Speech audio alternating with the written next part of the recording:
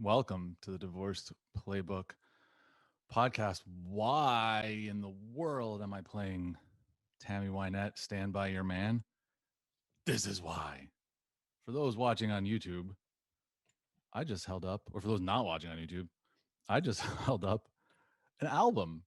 Tammy Wynette, Kids Say The Darndest Things. And as I pull back, you can see it's a picture of her with some drawings. And if you notice on the bottom, folks, and again, for people who aren't watching and you're listening, thank you, by the way. I'll say it has in children's blocks the word divorce spelled out with a drawing of two people. It looks like holding hands, and then another one next to them. So I'm assuming that's like some sort of nuclear family situation. And then on the top, a creepy ass doll head. On the back of the album, it's the same creepy ass doll, but now in full form with the blocks and the picture. And then the the list of songs on this album written in what is supposed to be children's handwriting. Why am I talking about this album? Well, here's the thing. For people who have been listening for a while, you know that over my shoulder right here is a little record player. It's actually a normal size record player, but it looks small when it's behind me. And the kids and I have been procuring records, went to get the dollar bin, bought some new records, more contemporary stuff, and we're adding to our collection. So what we did last week was went over to our oldest brother, so not Scott, who I'll give an update in a minute, but to Paul's house, who had all of our parents' old records. And by all, I mean quite a bit. Now he had gotten rid of some. They had maybe sold, I don't even, or given some to friends. But there was two bins, one of his and one of my parents. He gave us the one bin, and I now went from about maybe 24 records to about 200. I think it's 197 records that were in that bin alone. It's amazing, and some of them are fantastic. Like we have the "We Are the World" record with 9 songs from other people who are in that group. Now that's like, okay, whatever, fine. We are the world. But what's interesting about it is they're all promotional copies. That one in particular has pages and pages typed. There was no computers back then. Typed out, or maybe there were word processing computers, a little bio on every single person who sang on that song. The most popular, the most famous singers of all time, really, but certainly of that era, and a capsule on each person with the actual photograph, the promotional photo in black and white from that event, all inside the record. Like, just insane. Why do I have this? Well, my dad got it because he worked wherever he worked. I also have, and I should have pulled this one. Barbara Streisand and Barry Gibb did a duet album, and we have a master copy of it, like sealed from the factory, master copy, like that other things are made from. And and I don't even, that could be worth $5. It could be worth $5 million. Probably not 5 million, but probably not 5. And so that's where Tammy Wynette comes in, because this record was in that pile. And I tried to look through all of them and listen to, and I looked at this and I'm like, why would anyone have an album with divorce in children's blocks? That seems very macabre, very just dark and unnecessary. And then I looked through Tammy Wynette, who is known by many as the first lady of country music. All of her songs are terrible, like horrible. Like, I don't mean terrible in terms of like uh quality. I mean, I'm not a huge country music fan, and perhaps this is an indication why, but like the content of most of these songs is highly problematic. And it informs people who maybe didn't grow up listening to country music as to why people who did have very traditional values when it comes to living their life. I'm not saying that they were, I'm going to use this word, indoctrinated by Tammy Wynette. I'm not giving her that much credit, but she had a lot of number one hits. And a lot of these songs are really fucking shady and weird. And we're going to go through them today. That's what we're going to do. Because, yes, randomly, a record from 1973 got pulled out of 200 records that I just got. And now I want to talk about it. And the reason I do is because DIVORCE, which is the Fifth song, if you look here, that's the name of the song. We'll get to that in a second. Also, the name of one of her albums. In May of 1968, Tammy Wynette put out the album Divorce. And considering we are the divorced playbook, I thought it was probably pertinent.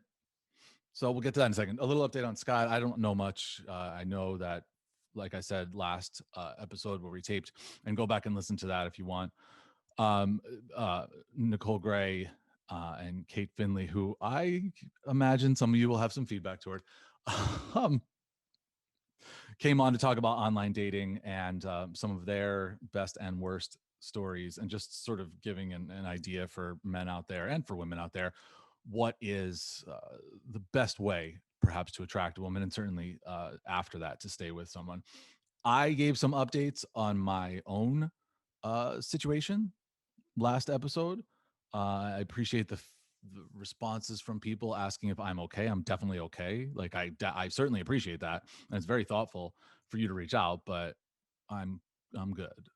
What I have learned over the last 43 episodes is people don't like being talked about, and I guess I'm just so used to talking and so used to internet commenters telling me how awful I am or dumb I am, or people on Twitter telling, just you get used to this. And I'm very thin skinned with that. I want everyone to like me, but I don't want everyone to like me. I want the people I want to like me. The people who I don't respect or care for, I could give a shit. I actually want them not to like me, because then it sort of validates my thought processes and my belief system. But by and large, you want people to enjoy your work and to respect what you say and to frankly agree with you. Um, Having said that, I have learned throughout the process of the show that while the feedback is largely positive in terms of the quality of the programming, or at least the helpfulness that we provide for our audience, when it's you being talked about, not great. I am just, yeah, this is to my own detriment. At some point, I'm going to wise up, or at some point, I'm going to meet somebody and never speak about them. You will never know, because I just keep saying things. And on that note, I say hello to my ex, who I know is listening, and is very helpful, actually, that she listens. Having said that, I probably should just talk to her and not to all of you when things come up. Not that this has anything to do with her. It's just I thought of that because that has been brought to my attention several times, and I still haven't seemingly learned that lesson. Like I said, update on Scott. If you follow him on Instagram or Facebook, I believe it's Sleevy Top. I believe that's his Instagram, but it's locked. But I'm sure if you request, he will allow you to follow him. He put up a fundraiser that pertains to what he's dealing with his back surgery. He was taking off all his painkillers except just like over the counter stuff, Tylenol or whatever, and is on the mend. We spoke to him the other day, the kids and I, for his birthday, and he sounded great. So hopefully we can figure out a way to get him back healthy enough to do all the lifting, and I can just listen to him for a while because I'm tired of listening to me, and I imagine most of you are too. No, we might end up doing if he's up for it. And I haven't talked to him about this, but if he's up for it, maybe just doing like an audio only, so you'll see my face if you're on YouTube with like like a picture of him, as they do often on the news. I would be cool with that. But anyway, so I definitely appreciate people reaching out to me, asking about him, and I forward stuff when I can. But certainly you can reach out to him directly on Facebook and on Instagram. It was good to see him on his birthday, and then thereafter sort of existing in the real world. That's a very, very positive sign. So I'm happy about that, obviously. And hopefully soon, this show can get back to kind of more what we were doing. But I will say this. The other day, I was sitting on basically a random person's driveway drinking hard seltzers because I'm a basic bitch. And we were talking about the show. And basically it was, oh, you should have me as a guest. And this is probably like I'm going to say 100th time, probably 100th time or so that someone has said to me, oh, you should have me as a guest. And I kind of usually just like laugh it off. And I'm like, yeah, cool. What do you have to offer? But then I realized, like, after the last episode, and we had Nicole Gray on before Christmas to talk about her expertise, which is interior design, storage, just home, not just remodeling, but also just organization, and came up with some really, really helpful tips for some of our listeners. And certainly we clipped those up and some of our readers and whatnot on the blog. If you go to divorceplaybook.com/blog, you can see some of that stuff as well. She just did a wonderful job with that. But this time it wasn't about that. This time she and a friend just wanted to sort of bitch about life. And I realized, like, yeah, why not? I'm just bitching about life. I mean, that's basically what I'm doing right now. I'm just bitching about life. And people don't seem thrilled when I bitch about them. So, open invitation. It's open season. If you want to bitch about life, if you want to bitch about me, if you want to bitch about Scott, I mean, not open. Like, you can't just, I'm just going to open the Zoom and people just pop up while I'm recording. That would be insane and doable. I don't know if that's even doable, but if it is, maybe we'll try that. Just people pop up in the middle of a show would be actually a lot of fun if we can facilitate that. Having said that, um, if you want to come on, let's go. Just send me a message. My new Instagram, for those who follow me on the old one, is Dan Levy 609, the number I put on the screen as well, because they had locked my other one. I got it back, so I kind of post on both, but I'm trying to transition over to the Dan Levy 609 account. So that is that, all the logistics. Let's get back to what this somehow episode is about, which is some Tammy Wynette. Topical, right? Yeah, that's a topical conversation. We, I can't even, I'm just laughing too hard. This is insane. It's an insane album. It's a compilation album. And so I want to kind of run through this. So here are the titles, and I'm telling you, this is important. This isn't, don't just be like, this is stupid. No, this is actually important because it speaks a lot toward uh, people's belief systems in the late 60s, early 70s when it comes to divorce, when it comes to infidelity. And look, a lot of our work here, 40 years later, 40, almost 50 years later, is about the same thing. Not a lot has changed. Values may have changed for the better, for the worse. That is certainly up for debate, given the way the world is right now. But a lot of it came from this and came from this era, because this is our parents, for people who are now parents. This is where they got their values from. And so it's a good indication of how things have progressed and maybe how they haven't. And so the titles, as well, I'll read on here, and as you can see when I'm going close up, written in, I believe, fake children's handwriting, but it could be real. It could have actually been one of her kids. Bedtime story, my daddy doll, I wish I had a mommy like you. It gets worse. Listen spot, which I believe is the only one that is I could only find on this compilation. All of the other recordings are from previous albums or singles. This was put out in 1973. And then, as I said before, DIVORCE is the final song on side one. Side two, Kids Say the Darndest Things, which, if you notice, is actually the title of this compilation. I Don't Want to Play House, Too Many Daddies, and we'll get to that one in a second. Joey, Buy Me a Daddy, and we will certainly be getting to that one in a second. And Don't Make Me Go to School, which may be the saddest thing I have ever read / heard. 1973. This is the first thing I thought when I went through all these. We got a ton of Beatles albums, Rolling Stones, like we've George Harrison, These Things Shall Pass, like box set. We have the E.T. soundtrack as a box set with a full color book and poster. I mean, just like some amazing finds. And I'm sifting through because I'm alphabetizing them. And I get to this and I'm like, why do my parents have this? Why would my parents ever have this? They have not been divorced. Perhaps, I'll say this candidly, should have been at some point. And whatever, things are better now, but there's a chance.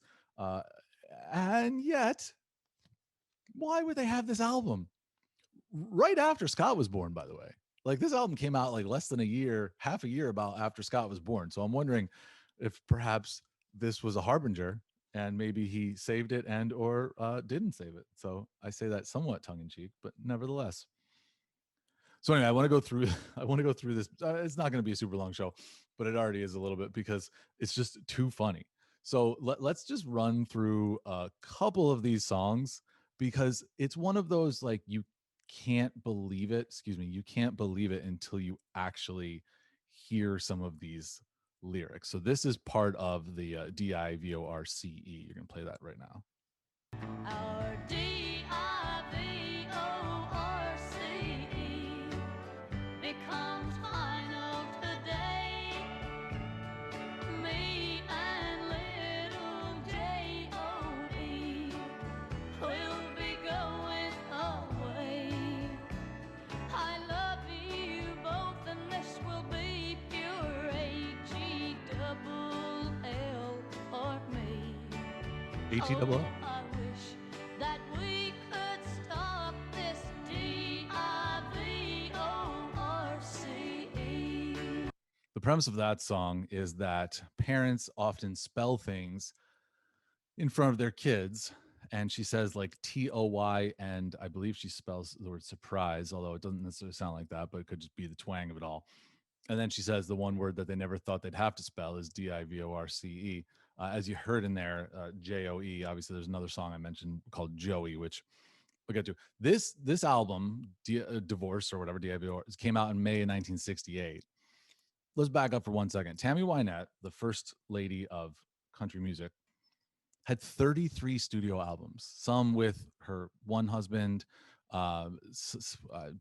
George Jones. I think she had like 12 albums with. She had a couple other albums with other people. Some other people wrote some of her albums and she did just the solo work. But again, a lot of these were compilations, 21 compilation albums. So 33 studio albums, 21 compilation albums, a box set, and then 6 appearances on other things, whether it be like a holiday thing or somebody else's album that she then sang on.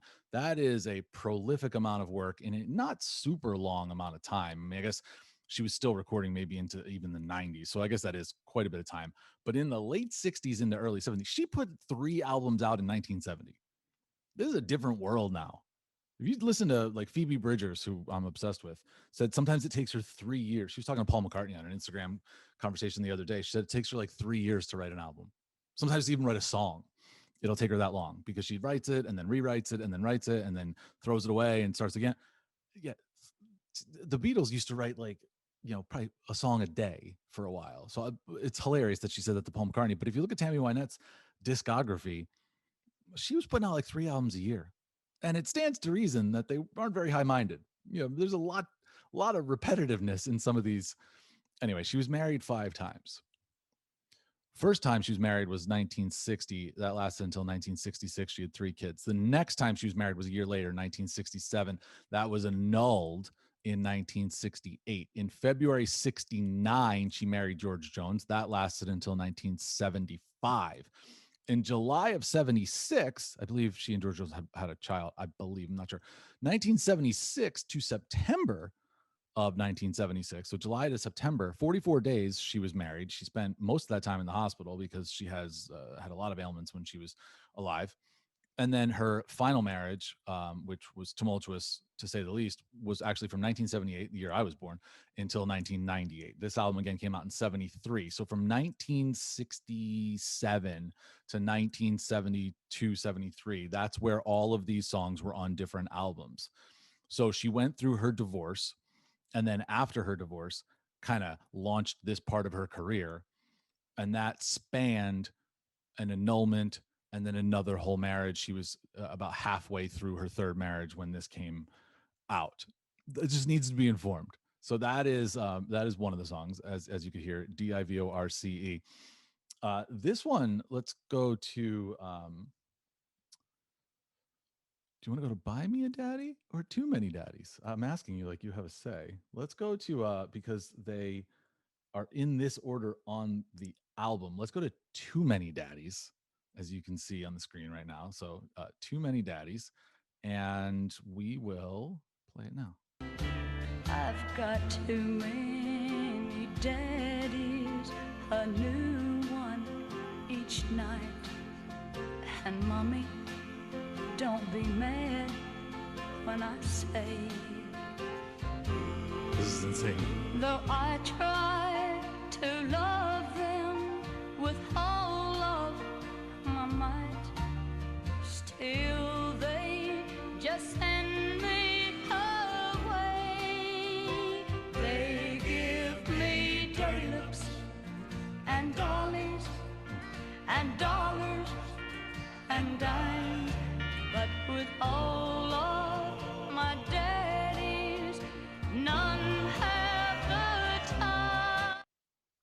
That is horrifying. This is just horrifying that that is a song that anyone would write. And again, it is one of at least a dozen. There's another one called The Divorce Sale, which isn't even on this album. There's at least a dozen songs in her catalog of, again, hundreds, probably at least 100, if not hundreds of songs, specifically about divorce or about infidelity. Stand By Your Man, which is the first song that we had on. If you read the lyrics to that, it is basically stand by your man. Essentially, the story is like he's going to cheat on you, but you have to stay with him no matter what, because that's what a woman does. It's the most famous country music song of all time. And that's the lesson that we were teaching people. Basically, he's going to go out and do what he wants, and you're going to be there to support him because that's what you're supposed to do.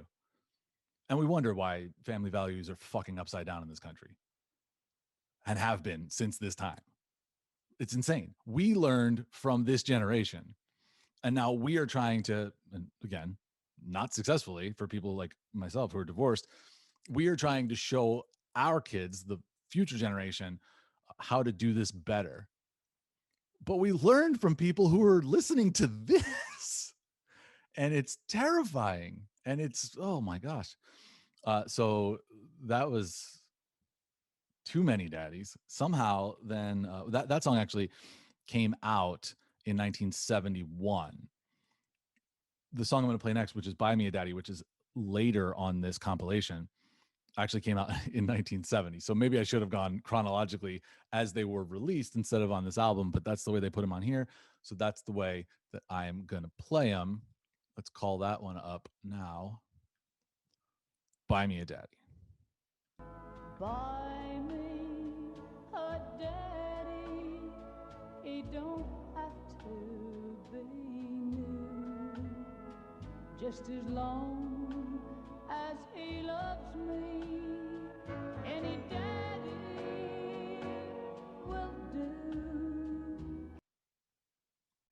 Buy Me a Daddy. He don't have to be new.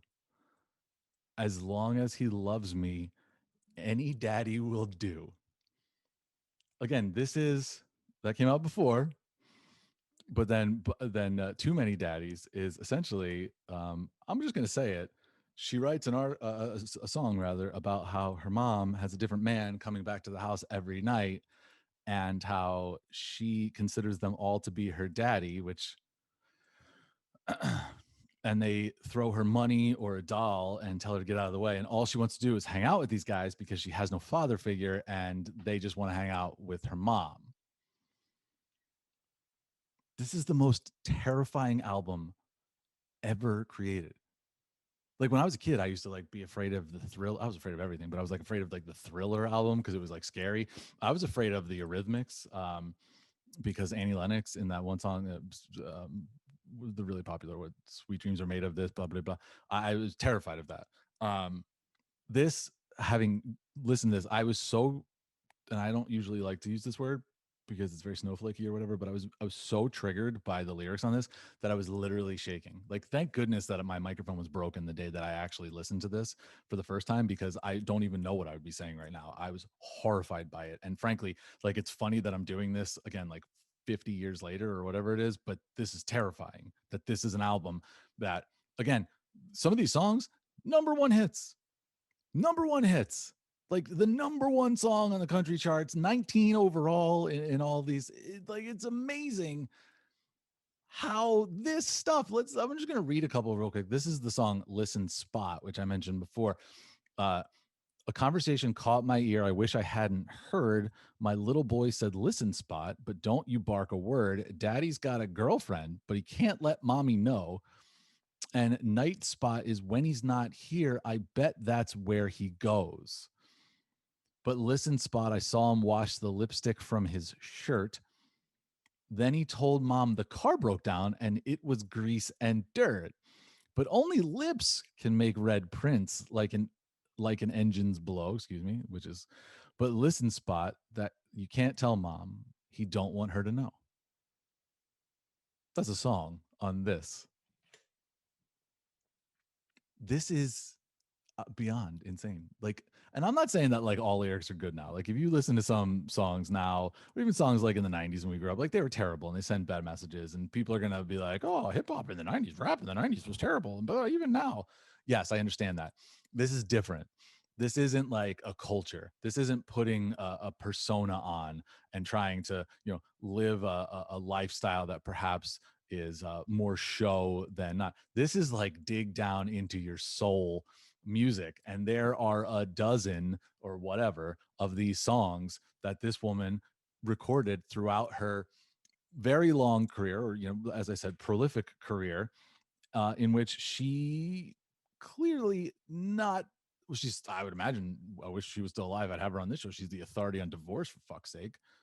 Certainly not the authority on successful marriages, and I say that having a failed marriage. I'm not being flippant about that at all, but I mean, you're married 5 times. Like, I guess you would say she got it right the last time, because that was a 20-year marriage, but that was terrible and tumultuous, and her kids sued him for wrongful death. I mean, it was just a nightmare. And so there was like abuse allegations the entire time. So again, this woman lived a very hard life. For her to be as successful as she was, okay, but again, this is the type of stuff that people listen to and then raise their children based on. And I know it's not a direct line from this album to like people my age being raised in families that dealt with divorce. I'm not saying that, but popular culture does seep in. And this was very popular, especially in country music.